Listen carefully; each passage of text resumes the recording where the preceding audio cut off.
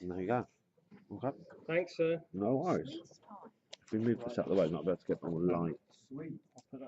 Yeah, that's fine.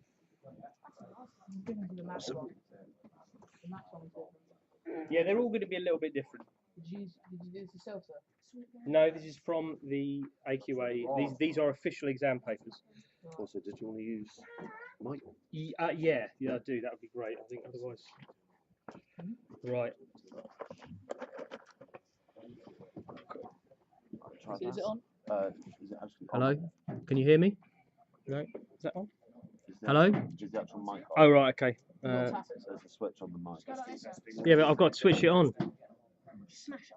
Where's the switch? Oh, there it is. Yeah, it's on. Yeah, yeah. It's on. Yeah. His little Tessa. Hello. Hello. I think. Yeah. Good. Yeah. We're good to go. We're good to go. Give it a call. I think that should be it. Right. Yeah, I think that's it. So okay, there we go. So gentlemen, the first thing to say is if you talk, I'm just going to send you out and that's it. So it's not a question of I'm giving you a chance and I'm going to write your name on the board. I'm just going to send you out because that'll be much easier. So if we get rid of 5 or 6 people, well, that's all right. Maybe it would be better if you went and did some revision anyway. So choice is yours. If you don't think you can handle it for an hour, in fact, if you don't think you can, then tell me now and you can just go to where you otherwise, because otherwise I'm going to be stopping. So as long as you don't, you can drink water. Well, we should have done that before. Okay, that's this is an exam. You're not going to be able to leave an exam during it. Okay, so that's the rules. If you do want to go, then this is the time to do it. Okay, right. Can I ask you first of all, please? You turn to the interpretations booklet, and can you turn over for the Germany sources? The first one is you've got interpretation A, interpretation B. Okay, that's what we're going to start with. I also want you to open your paper, your Germany paper, please, and do that first page, page number 2, and the question at the top. Now, everything in this paper, I should say, is exactly like what you're going to get in the real exam. It won't be the same questions exactly, but the way they're phrased will be exactly the same. So the first 3 questions in the Germany part of the paper are going to be exactly like this. So you open it, and what you're going to see, I want you to read, everyone read it as I look at it. The first question there, which is, read interpretations A and B from the interpretations booklet. How does interpretation B differ? I'm going to highlight that because that's the crucial point. Highlight, Tilly, remember, I'm going to just shut you out. From interpretation A, about Hitler's appeal to the people of Germany. How does interpretation B differ from interpretation A?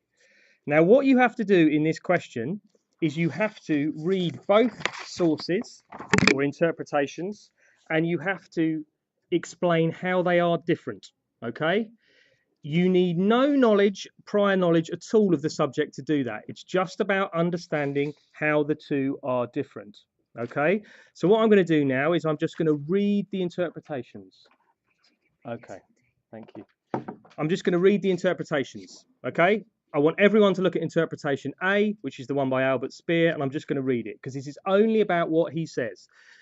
As I do it, what you should be doing as well, and what you should do in the real exam, is underlining what you think are the fundamental points of this source. So here he goes, this interpretation. So it says here, everything about him was reasonable and ordinary looking. He was no shrieking fanatic in a uniform. This is about Hitler, obviously. He spoke passionately. It was hypnotic and persuasive. We were carried on a wave of enthusiasm. It swept away our doubts. Here it seemed was hope, new ideals, a new understanding. The peril of communism could be stopped. Now, what I would do when I've read that is, the question is asking me about what the source tells me. So for me, I would like to think, well, what can I write as a brief summary of what this man is saying? And for me, immediately it jumps out, he's very positive about Hitler. He's very positive about the man. He talks about him being reasonable, passionate, and providing hope. This is a positive image of Hitler. Now, we're then going to look at the second one, which is Victor Schiff. And he is also writing about the rise of the Nazis and Hitler. And here's what he says. And again, follow it. And I'm going to do the same thing. I'll underline. If there is one point on which we all agree, it must surely be that Hitler owes his rise and ultimate victory to the world economic crisis. Hitler appealed to the despair of the unemployed workers, the young people who had no future, to the middle-class businessmen and craftsmen heading for bankruptcy, and to the farmers threatened with a fall in agricultural prices. I hope by reading that you can see this is a different point of view. Albert Speer is very positive about his appeal. Victor Schiff says it was down to the economic crisis and people's fear. Okay? They are two different views. You will always get a question in which the views are very different. The interpretations are very, very different. Now, what do you do next? Well, simply you take that and you write it up. So for me, what that would mean is I would like to start with sentence start, something like the lines of this. And again, take notes. Don't write the answer out as I do it, because I'm going to get you to do that in a minute. But look at the kind of things I'm doing. So what I would say is in interpretation. You're not actually copying. No, not yet. Just look at what I'm doing and think about what I'm doing. Write down anything as you go. And in a minute, I'm going to get you to do it. I'm going to take my answer away. And I think that will be more valuable. In interpretation A, Speer is very positive about Hitler's appeal. And use quotes. For short ones. For example, forgive my scruffy writing, I'll do it as best I can. For example, he says Hitler was passionate and reasonable. In interpretation, forgive the spelling there, B, however, Schiff suggests Hitler's appeal was that he played on fear and hopelessness. For example, he says he appealed to despair and to farmers threatened with a fall in prices. Now, forgive me if that hasn't all come out neatly on the thing, but I'll just give you a chance. So that's what I've written, and all I've done is I've exposed the fundamental difference between the two, which is about the difference of Hitler's appeal, and I've used some evidence to back it up. I've not used any of my own knowledge. I've not talked about the provenance. It doesn't ask for that. The first question is all about what's the difference between the two. So there you go. In interpretation A, Speer is very positive about Hitler's appeal. For example, he says Hitler was passionate and reasonable.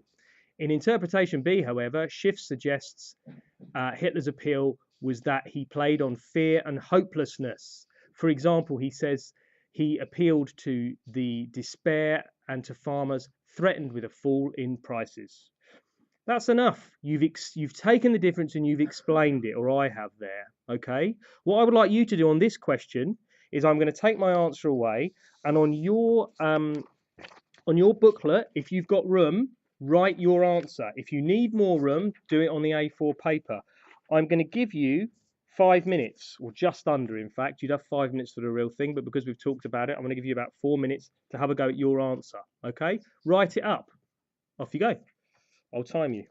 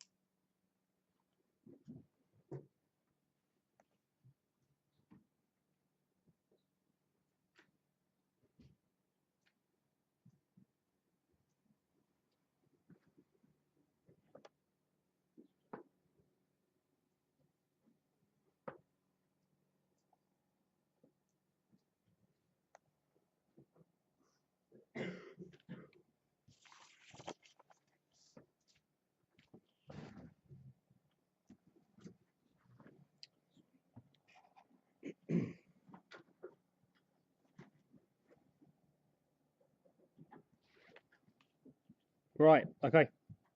So I'm going to look at the next question now. So just stop where you are. So can you all turn over to question number 2? And again, exactly like you're going to get in the exam. And the next question is going to say this. It's going to say, why might the authors of interpretations A and B have a different interpretation about Hitler's appeal?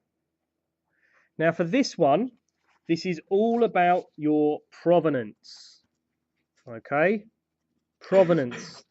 This is who said each. And think about this idea. Nature, origin, purpose. In other words, what type of source is this? What type of source is it? How's that going to affect it? Origin, who said this? When was it written? Think about those things. And then finally, purpose. Why? Very important. Why were they writing what they were writing? Why were they doing it at the time? How is who going to affect them? Okay, 3 things. Nature, origin, purpose. That's what we're going to look at now. So let's look back at the sources. So for this bit of the source, you're really just interested in these bits at the top, aren't you? And this bit here. So we know this was the first one. Interpretation A was written by a guy called Albert Speer. And he was writing, crucially, in 1960. Now, I'm looking at that 1960, and I'm thinking that is 15 years after the war. So that's going to have some impact. I think we need to think about that, okay? It says he remembers hearing Adolf Hitler speak in 1931. Again, I'm thinking when I see 1931, he's talking about before Hitler comes to power.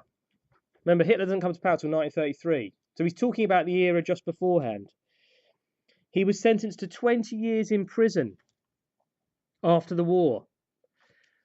Anyone who's been sentenced to prison for Nazi war crimes, and they write a book about it 15 years later, my guess is what they're trying to do is they're trying to justify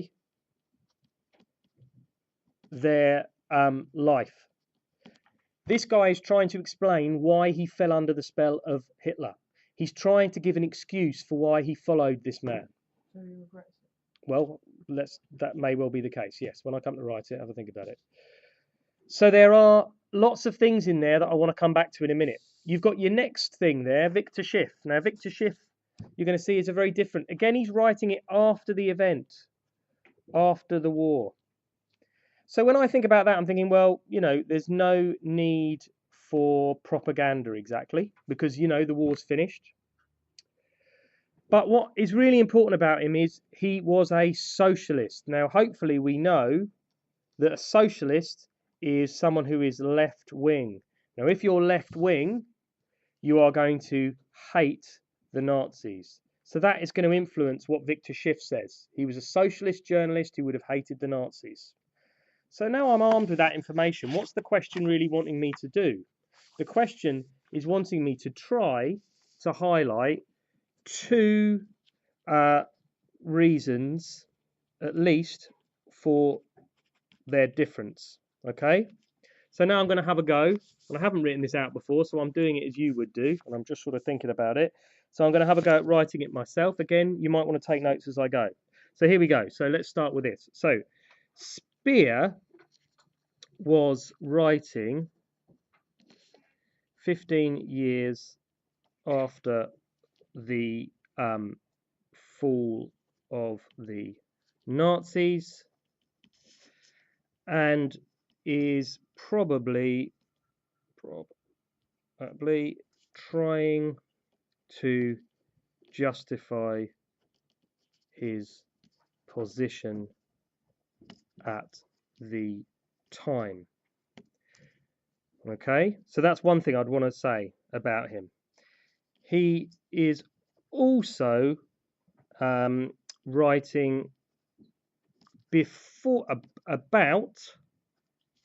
Sorry, I will try and move this camera, but it's a bit smaller. So I might move it up in a second. He's also writing about the years before Hitler became leader. So misses the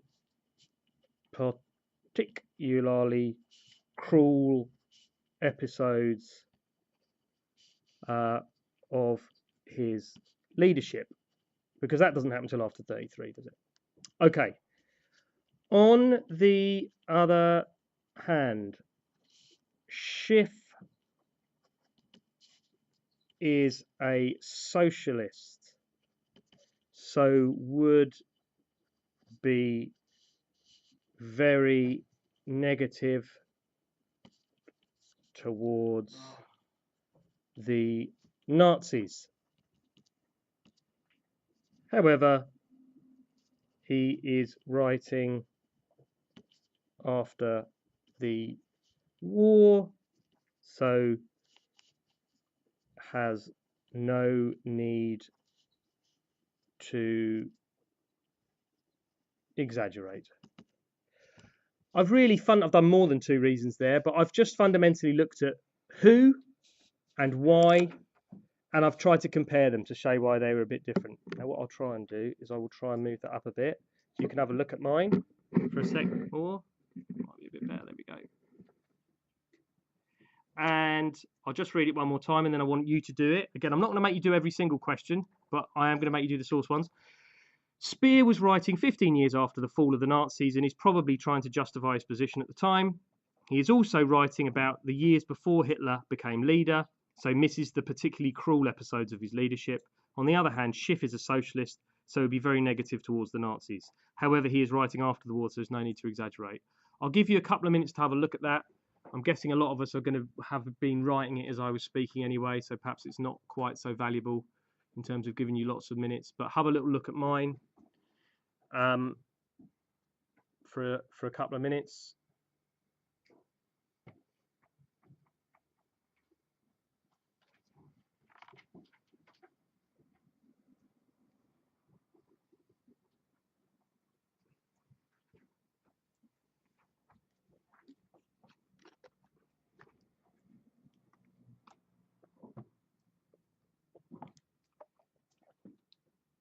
And the thing to think about is that's a 4 out of 4 answer. It's only a paragraph. It's only 5 or 6 sentences, isn't it? If that, 4 or 5 sentences.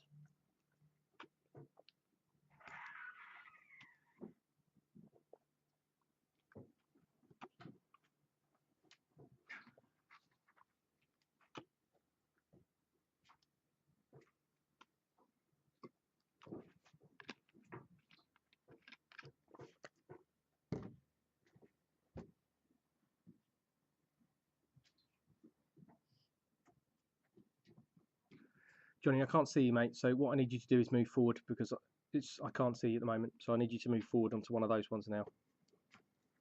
Because I can't see you behind a curtain. So move. No, I want you to move. Move to the front, please. No, I've asked you to move. So you do that now or you're out. Go and move. Because I've asked you to. And you're not in charge here, I am. So move to the front. Okay, well then I'm gonna have to ask you to leave. So it's your choice. You've got 1 more minute to move, or please just go back to the lesson.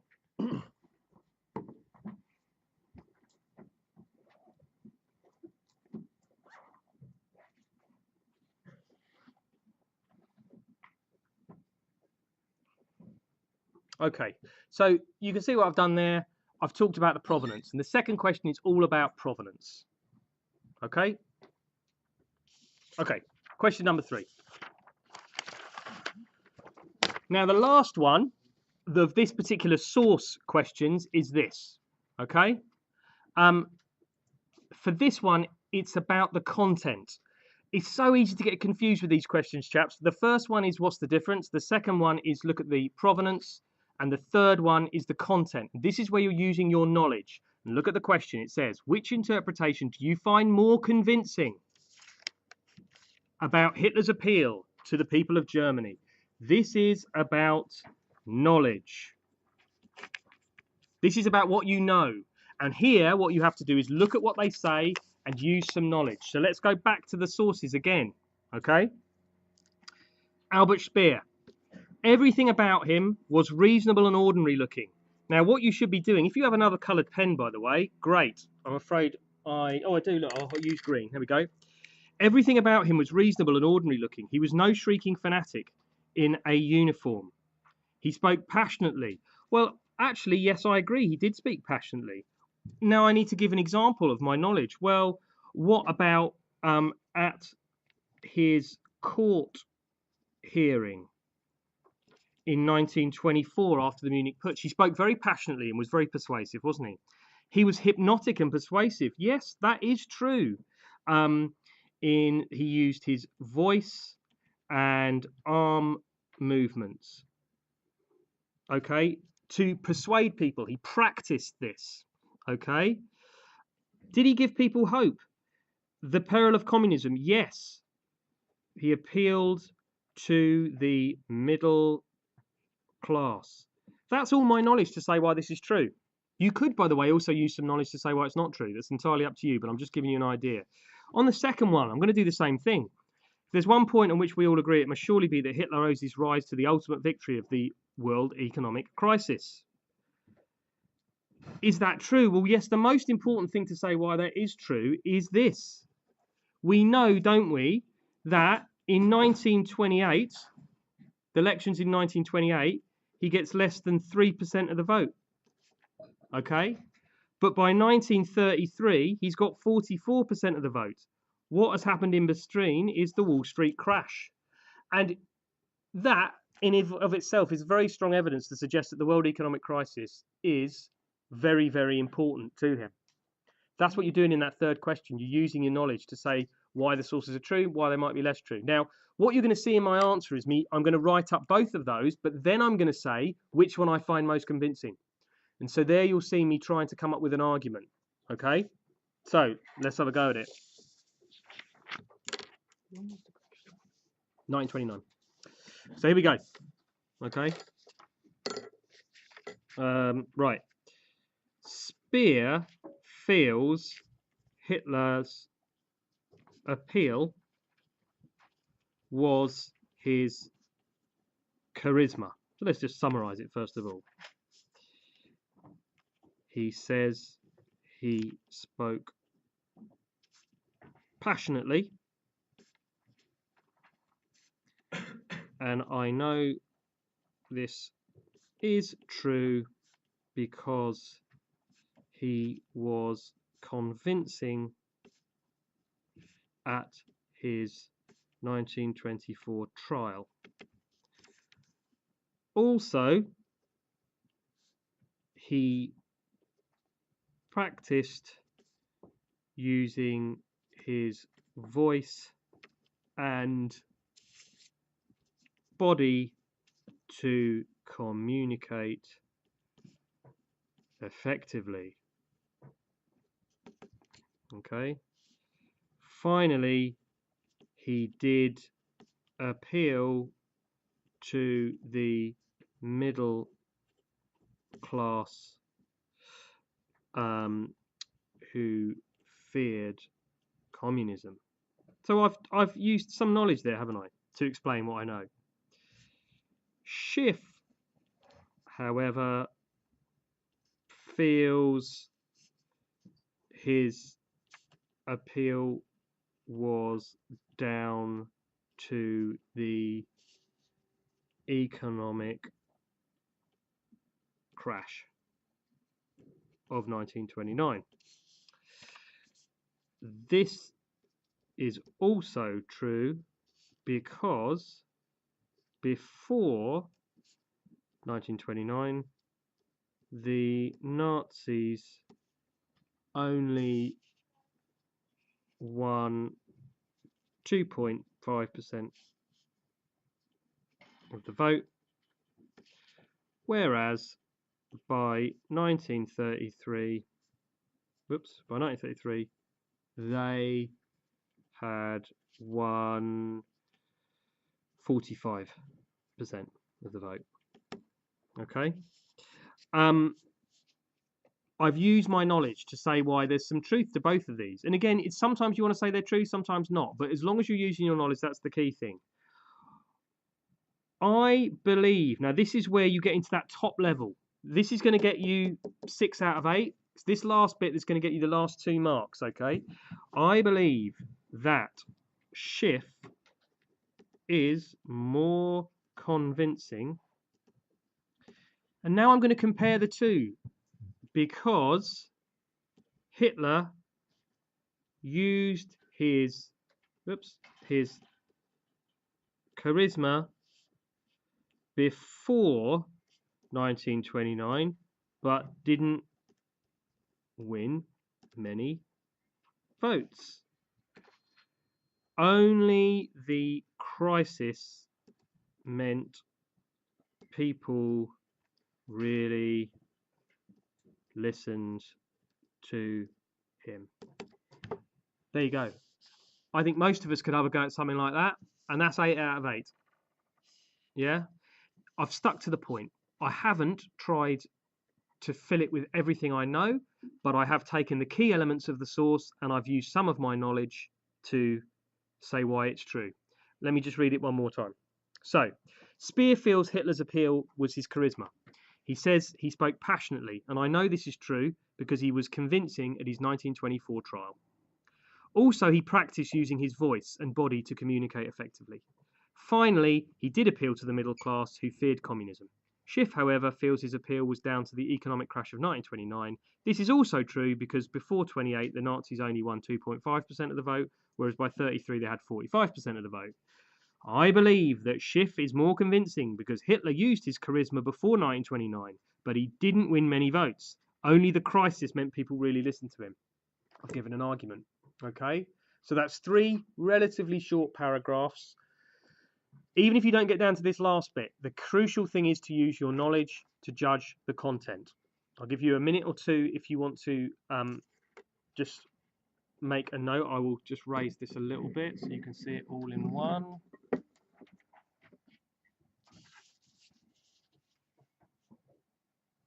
So I know it's not wildly clear.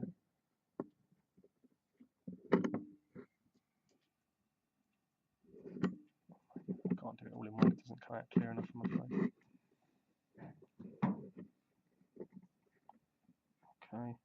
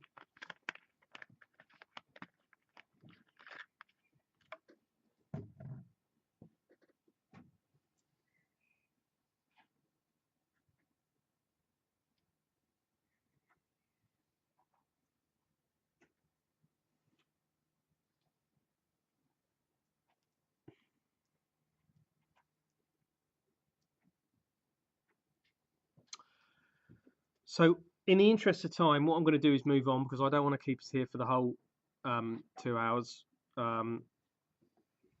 What I want to do is get onto each question and make sure we have a good crack at each one. So, the next questions are all about knowledge.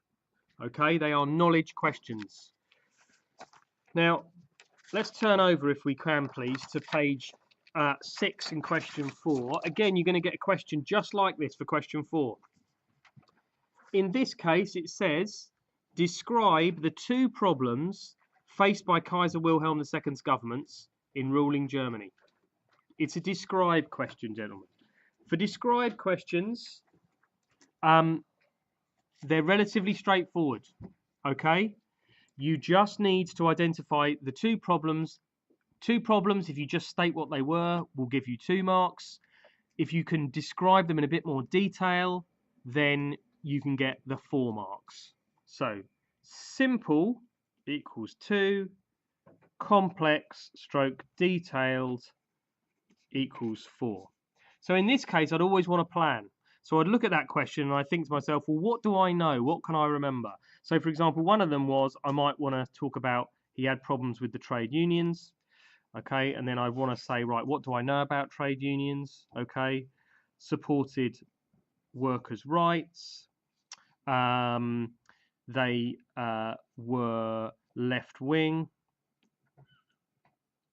and I know the Kaiser was right wing. So that's going to be a problem. And then I'll think about another thing, and I'm thinking, oh, he's got problems in the Reichstag.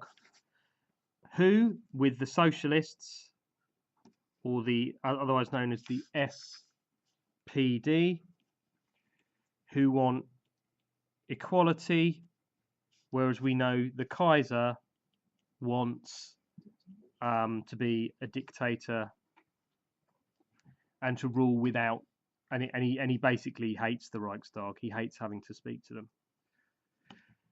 If I've done that, it's taken me a minute. That basically is the basis of my answer. I'm just going to go, one problem was the trade unions. These were problems because they wanted workers' rights and they were left wing, whereas the Kaiser was right wing and he didn't believe in workers' rights. Even better if you can say there were 3 million members, for example. Okay, something like that. Again, another problem was the Reichstag because there was a large numbers of socialists in the SPD in the parliament. They wanted equality and rights, whereas the Kaiser wanted to be a dictator and he hated the Reichstag and they stood in his way trying to do the things he wanted. That's it. You just need to write that up. So it's always worth a little plan like that. After you've done your plan, cross through it, write the answer underneath. It doesn't matter if you haven't got enough room for that. You can always ask for extra paper. Okay. I wouldn't necessarily make it as big as my plan, by the way. That's a bit it's a bit big, but that's what I would suggest you do. Right, let's turn over. Question 5. In what ways were the lives of women in Germany affected by Nazi social policies? Again, if you know it, this is not complicated. The thing to do again is always plan. You're thinking about women. So what you really want to do here is you want to think about, well, what do I know about women in Nazi Germany? Okay, so I'll be thinking, right, what things do I know? What things do I know? Well, the first thing I know is he wanted them probably to be housewives, didn't he? Housewives and mothers. So that's going to be a big change. So I'm going to talk about that. I'm going to put down some evidence that I know about that. What do I remember about it? Oh, yeah. I remember he was interested in this KKK, Children, Church and Kitchen, right? Oh, yeah. I remember he wanted to give them medals to have children. So, I'm making my list. What else do I remember? Oh, yeah. He gave them loans. So, the more children they had, the less they had to pay back. And he had this idea of the ideal woman who had lots of children, who was sort of Aryan and traditional. So look, there's 4 things I can talk about in my paragraph there. And a little plan goes a long way to helping you write up your paragraph. In an ideal world, I need another paragraph though, don't I? So another thing I remember is actually a lot of women had to do war work, which is something very different, isn't it? Okay, so what the examiner will like about this is you've got one paragraph on what Hitler wanted, but one paragraph on what the reality was. So you might want to say, oh yeah, they worked in ammunitions factories. That was one thing they did, because the men were in the army. They did men's jobs because they had to. And the irony, if you remember, was actually there were more women in work by 1945 than before the war. Now, why is the examiner going to like 2 paragraphs like this? Well, the first thing is you're going to say something like, and I'm not going to write the whole answer, but you're going to say, one change was. And then you can just use that, can't you, to say, you know, they wanted them to have children, and they did that by giving them medals, and you could explain that in more detail, giving them loans. It's going to be really easy to write up your paragraphs if you've planned it. But here's my little tip. You do one paragraph on one change, one paragraph on another change. Then the top answers have some sort of judgment. They compare the two. And for me, if I was trying to get up into that the top, you know, the very tops, the levels 7, 8s, and 9s with a judgment, I'd be wanting to show the irony of the fact that, you know, even though Hitler's ideal was that, the reality was that. And if you're able to show that, if you're able to actually show that at the end, that look, you're comparing the two changes and you're saying why, in fact, this was more important, you're going to get 7 or 8 out of 8. But the crucial thing to do is looking for a couple of changes. It will always be a change question. How did something change? Again, if you take one thing from this question today, it's the value of planning it. Even if you can only remember one thing, at least a little plan will help you like that. Okay? So there you go. That's that 5th question. The last question on Germany is an essay question. Again, I'm not going to write it because I want to get onto the Cold War section. We've been doing these for so long now. They will all, you know, one way or the other, they'll all follow this sort of structure. And it'll say something like, which of the following was the more important reason why the Weimar Republic was in danger in the years 1919 to 1923? Now, what must you do? You must underline, talk about the bullet points. You must. Don't start talking about other reasons why the Weimar Republic was in danger. You must focus on this. And you must try to do a paragraph on each. Okay, that is crucial. You've got to talk about economic problems and political unrest. And I would really emphasize the fact that you've got to say one danger was the economy and then describe it. So again, the most important thing for you to do is to plan it. And you've got to think, well, what were the economic problems in 1919 to 1923? And you'd be definitely thinking, wouldn't you, of hyperinflation. You'd have to talk about hyperinflation. But you'd also have to talk about the problems of the war and the problems caused by the Treaty of Versailles reparations. Those are the things you'd want to be talking about in that paragraph and why they were a problem for the Weimar government. The political ones, again, plan it. You'd be thinking, what were they? What were those uprisings again? Oh yeah, they were the Spartacist uprising, which was the left-wing one. They were the CAP, which was the right-wing one. And then, of course, you've got one more, which is the Munich Putsch, which was Hitler's. And the examiner would want you to be able to talk about those in a paragraph. And so why they were difficult for the Weimar Republic to solve. Okay? Now, as ever, I shouldn't need to say this, but I will. You've got one paragraph there, one paragraph there, and then you've got a final paragraph, haven't you? Which is ever, if you can, is your judgment. Which was the most important? That is what you need to be doing at the end. You need to be comparing the two. And if it was me here, I'd be thinking, which came first, perhaps? And I would therefore say it was the economy which was more of a problem, because the problems with the economy led partly to the problems with political uprising. If people weren't poor, they wouldn't necessarily turn to the Spartacists. If people weren't poor and struggling, they may not have come to the aid of Hitler.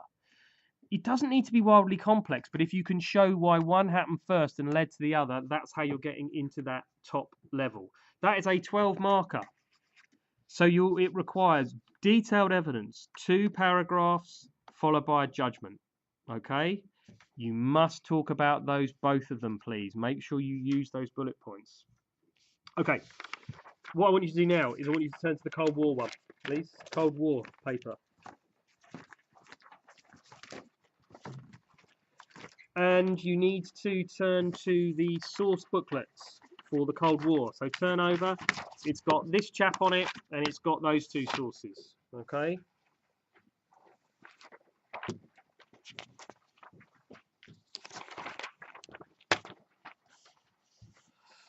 Right. As ever, we start with the question. So here is the question. Page 2 of the history paper. It says, study source A in the sources booklet. That's source A, the chap holding up the hammer and sickle. Source A supports the Soviet Union. How do you know? Explain using your contextual knowledge. Okay. What it's looking for you to do is to highlight 2 elements of the source, if you can, and use some knowledge to support. 2 elements of the source, maybe it's just 1, but certainly if you can do 2, and some knowledge to support why it says it. Let's have a look at this source. This is a poster from the Soviet Union. You've got to use your knowledge. So let's have a look. First of all, let's just say what's the source showing? Well, it's showing us a Russian spaceman, and he looks rather proud, doesn't he? That's what when I see that, he looks rather pleased with himself. And it looks like it's really celebrating success, isn't it? Yeah? And celebrating the success of communism. And we know it's celebrating the success of communism because he's holding a hammer and sickle. So that, broadly, is how you start your question. This is what the source is telling me. Then a little bit of knowledge just to say, well, what was this success? So for me, I'd be thinking to myself, well, what did they do in the 50s? Of course, what they did was they launched Sputnik. And so I'd want to be just telling the examiner that I know something about this success by mentioning the fact that they launched Sputnik just before this poster was produced. So what do I do? How do I write that up? Again, you may wish to do this as I do it so that we're not... Oh. Hopefully that will come back in a minute. There we go. No, it's come back on my screen. I think it will come back. There we go. Good. Okay, so basically this is what I would do. I would first of all, and I would maybe write it as I do, and then we won't, and then we'll, otherwise we might run out of time. So you've got the first thing I'm going to say then is this. I'm going to say this this poster, and I'm looking at my sources at the same time, so I'm checking I've got any. Celebrates Soviet success in space. We can see this because the spaceman looks proud and is holding the hammer and sickle, which I've forgotten how to spell. That's not correct. Apologies. I can't remember how to spell it. But anyway, hammer and sickle, a symbol of communism. Okay. This success is true because the Soviets launched Sputnik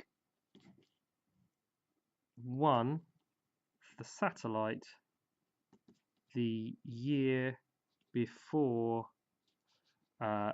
this poster. And that's it. That's 4 out of 4. Even if you just explain, what the source is telling you, you can get a couple of marks. But if you can use a bit of knowledge to say why it's true, that is your 4 out of 4. I haven't used a lot, have I? Look how much I've written. It's not an awful lot. It's a 4-mark question. Don't write too much on a 4-mark question, gentlemen. Bear that in mind. 4 marks is not 8 or 12 or 16 where they need the length. This is about do what it asks. How does it support the Soviet Union, and what knowledge do I have that will help me to really understand that? Okay, What's the second question? So again, this is the only one I'm going to do in a lot of detail again, and then we're just going to have a look through the other ones. Study sources B and C in the sources booklet. How useful are sources B and C to an historian studying opinions about the Marshall Plan? I would go so far as to say this is one of the most complex questions you're going to get in all of the paper. Okay? Sources B, sources C. Okay? How useful? Now, what I really want to remind you of is this is all your source skills. So let me just remind you what those source skills are. What does it say? That's crucial. What on earth is this source saying? What's it telling me? Is it true based on the content? I need to use my contextual knowledge. Okay? Thirdly, can I trust it? Referring to the provenance.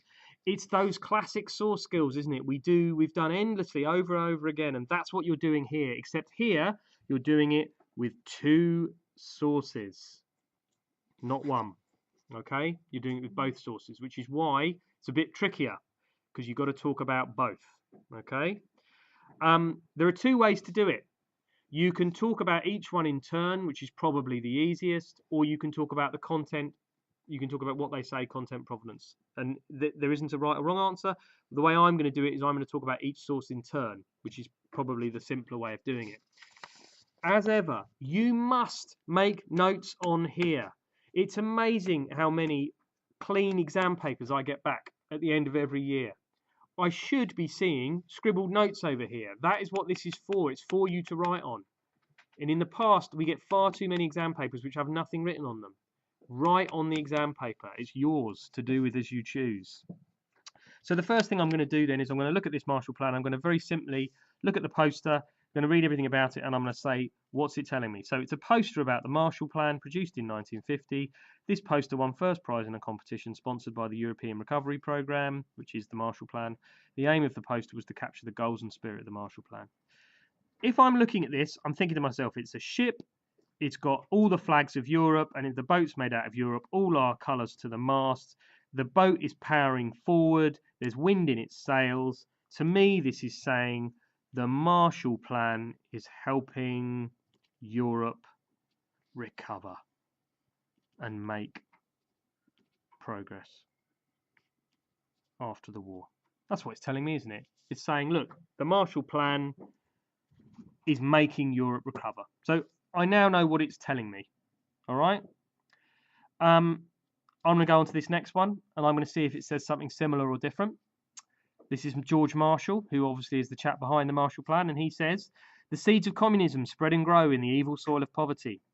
The Marshall Plan is directed not against any country or doctrine, but against hunger, poverty, and chaos. So he says it's not against any country or doctrine, but against hunger, poverty, desperation, and chaos. Its purpose should permit the emergence of conditions in which freedom can exist.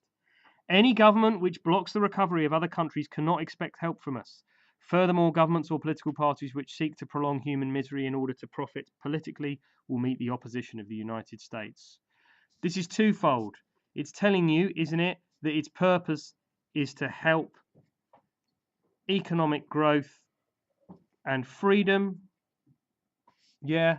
And on the other hand, it's saying it's about it's basically also telling us that the USA will oppose any government which is anti-economic growth and freedom. It's telling us two things really there, isn't it? That in and of itself is going to get you a few marks, even if you're just able to basically say what the source tells you. But obviously, with our source skills, we're trying to go beyond that, and we're trying to think about provenance. We're trying to think about content. So I'm trying to find a bit of a knowledge that I can use to say why this is perhaps true. Here's a little tip for you I got from the exam board. It's probably they're looking more for you to say why there's truth in these posters than they're looking for you to say why it's not true.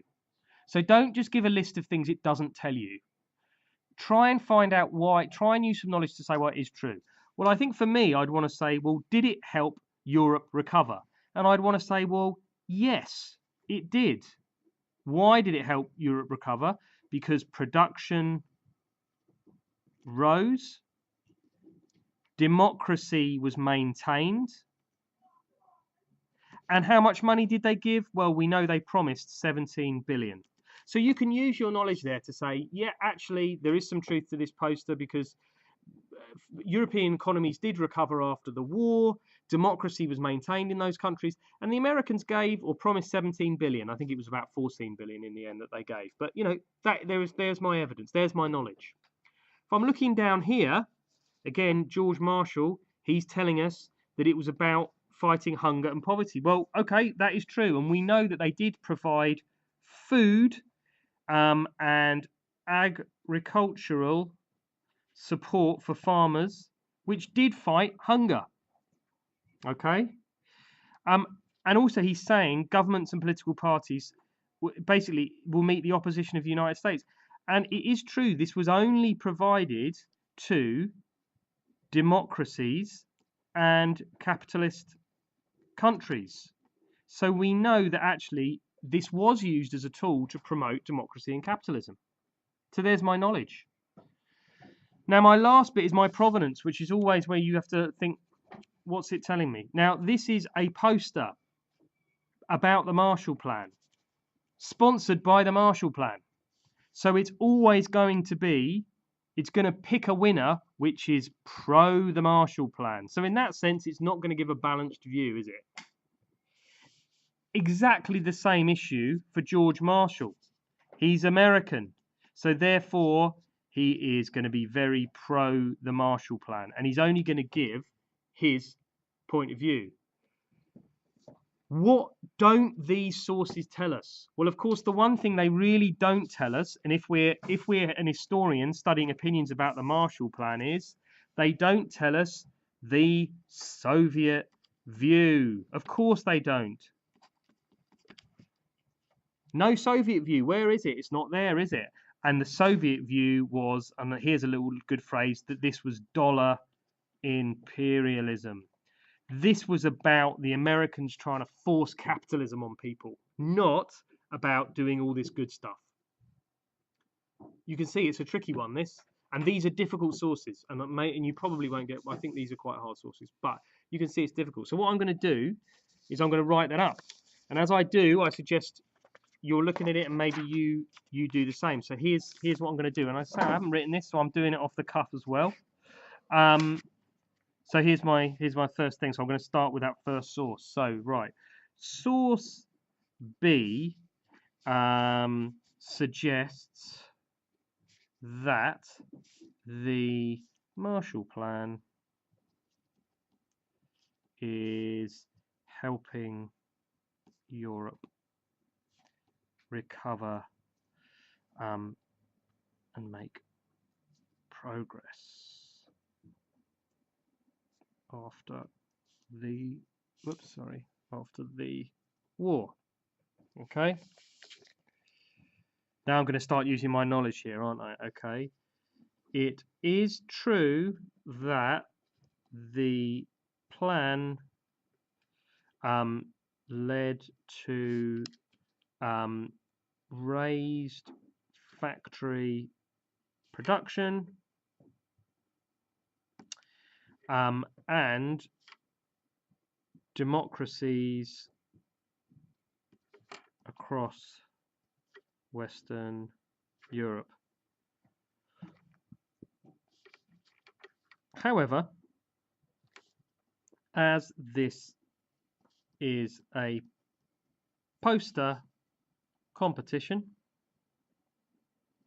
set by the ERP, or European Recovery Programme, it is a form of propaganda. Good history word there, of course. Propaganda. And is one-sided. Okay? ERP, European Recovery Programme. Source C is also very positive about the ERP or Marshall Plan, call it what you like, and is suggesting that it will help. Turning over now.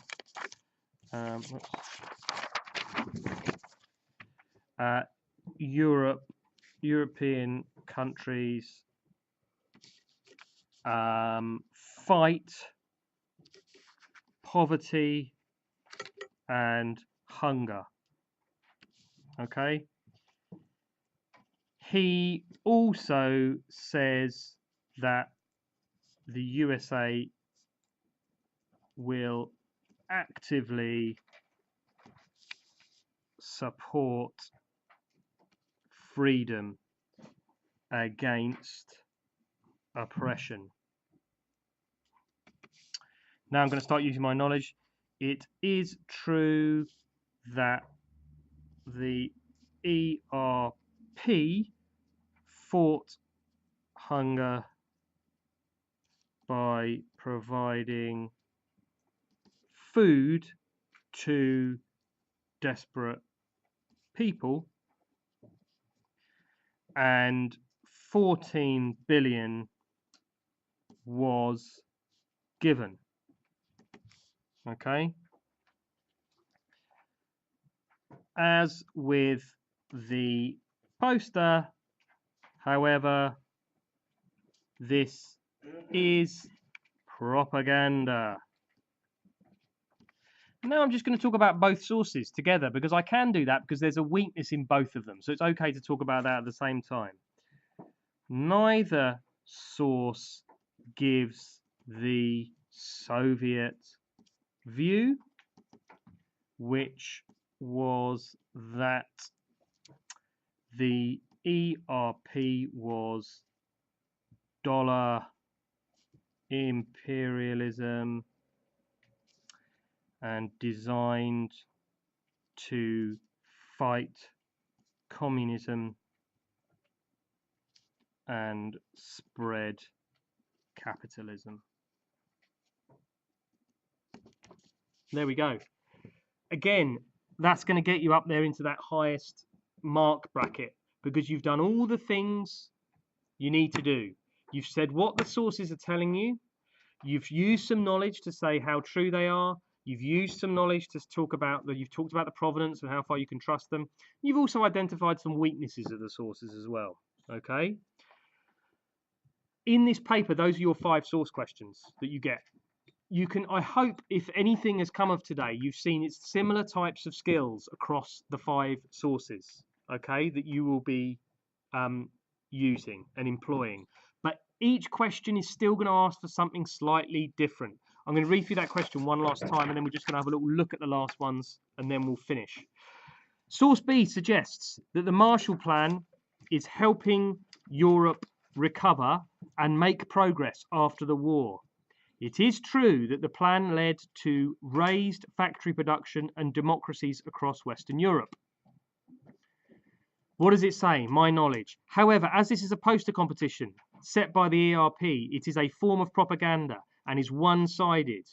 Source C is also very positive about the ERP and is suggesting that it will help European countries fight poverty and hunger.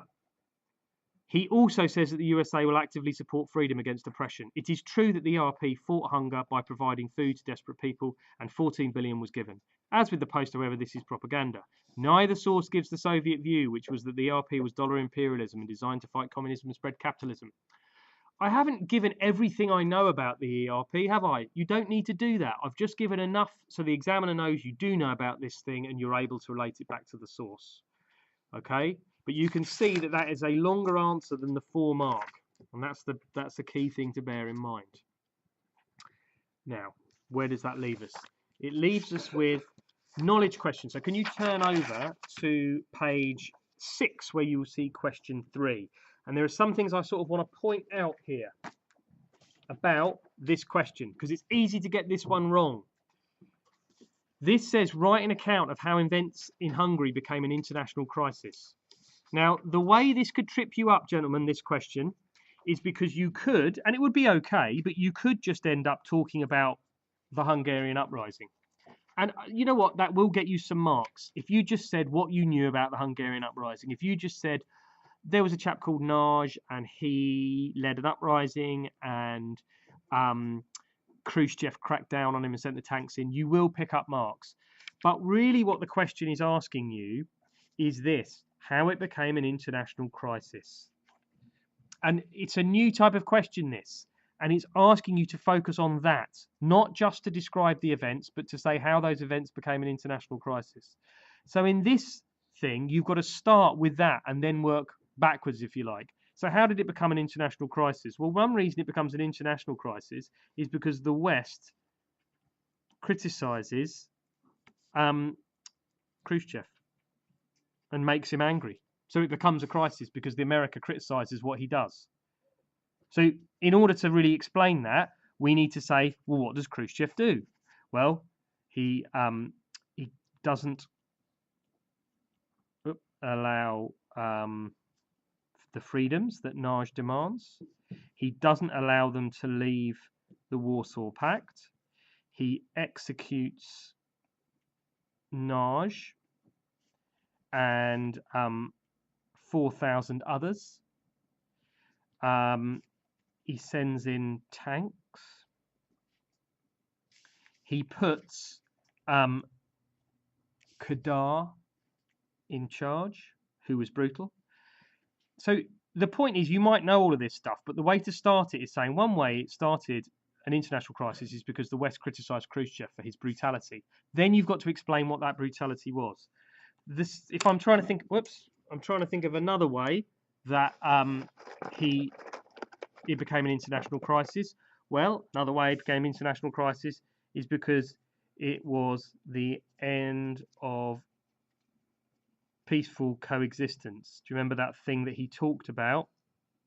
Okay. And what do I know about that? Well, he promises to allow greater freedoms. So, promises of freedoms, and he goes back on it.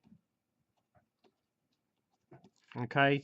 Also, after that, his dealings with the West are less good.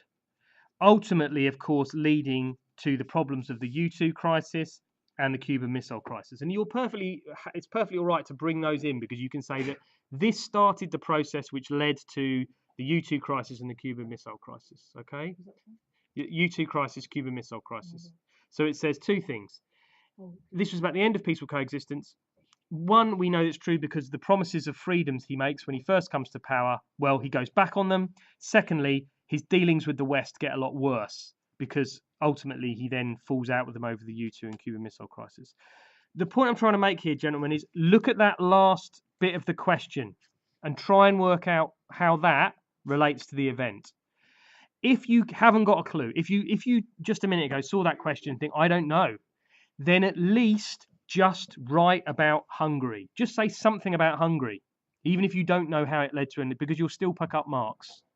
Okay, so just say, even if you don't know how it led to an international crisis, just say something about Hungary. But try, if you can, to think about the second half of the question. What does it need? 2 paragraphs, please. 2 paragraphs to show how. All right. What's the next question? In fact, the last question. Worth bearing in mind, SPAG, please. Don't forget SPAG on this question. It will be there. You get 4 marks for it. It's a waste to give away valuable marks for silly errors. So make sure you do capital letters. If it's someone's name, this is the time you have at the end to go back through it. Use paragraphs. Full stops. Don't just have paragraphs which go on forever. Please go back at the end and look at that. This is your classic history essay. We've been doing these since the beginning of time. The main reason for the tension between East and West in Europe in the 1960s was the actions of the Soviet Union. Make sure you look at the dates.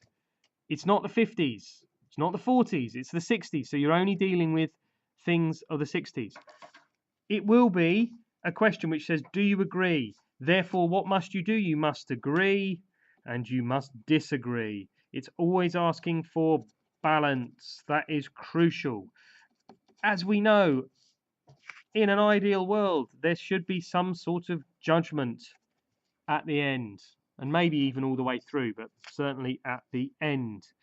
Again, planning on a question like this is absolutely crucial. If you don't plan, you leave yourself open to leaving important things that you know out. So what you do is, this is the question saying, it was the Soviet Union was to blame. So you'd say, right, Soviet Union, what do I know that the Soviet Union did in the 1960s?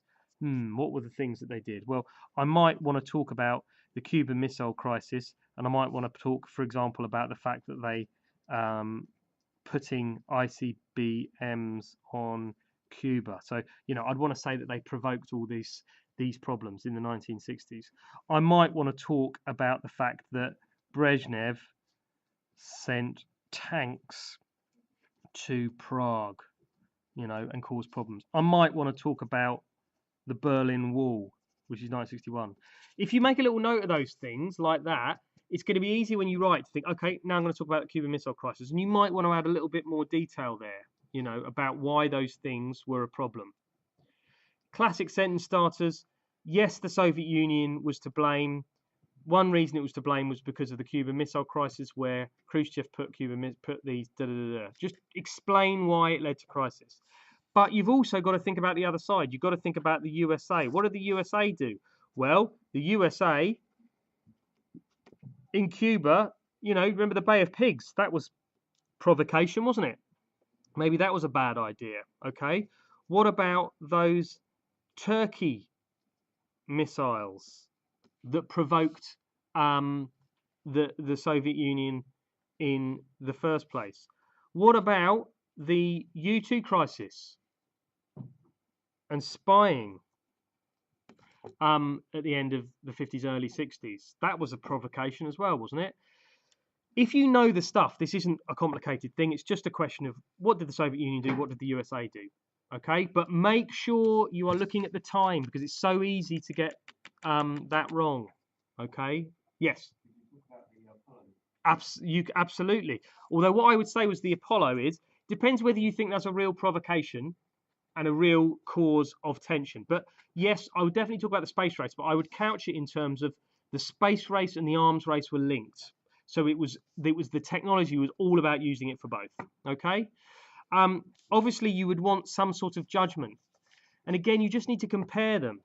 So for me, I think, well, what can I compare these two on? And you know what? I know the Cuban Missile Crisis quite well. So I'm going to say the most important reason for tension was the Cuban Missile Crisis.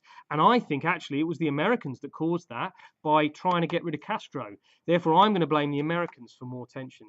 Now you might think that's rubbish. It doesn't matter. I have compared something. I've shown why one thing happened before. Often with a judgment, it's worth thinking about chronology. Who did what first? And that is often a good way to think about it. Okay, so just to wrap up, chaps, you've done very well. It's very hot out there and it's going to be tough, but you will have in the real exam an hour and 45 minutes, so we haven't quite done that. But what I hope you've seen is in this paper you're going to have a mix of source and knowledge questions. Just really think as you go into the exam, what are those source skills and how are they employed for each paper? You've got 3 for Germany. Each question is asking something slightly different. You've got 2 for the Cold War. Again, it's asking for something slightly different. The knowledge questions, very similar sorts of skills across the 2 paper. But look at the marks. Look at how long they should be taking you. Okay? I would thoroughly recommend you take with you what I have just given you. If you don't want to hang on to that today, but you want me to hang on to it, write your name at the top and come and give it to me at the front here, and I will collect them and I will try and give them back to you. If I don't see your name on it, I will assume you don't want it, in which case I will collect it up now and put it in the bin. Gentlemen, thank you for making a good effort at that. You may now go back to wherever it is that you were supposed to be.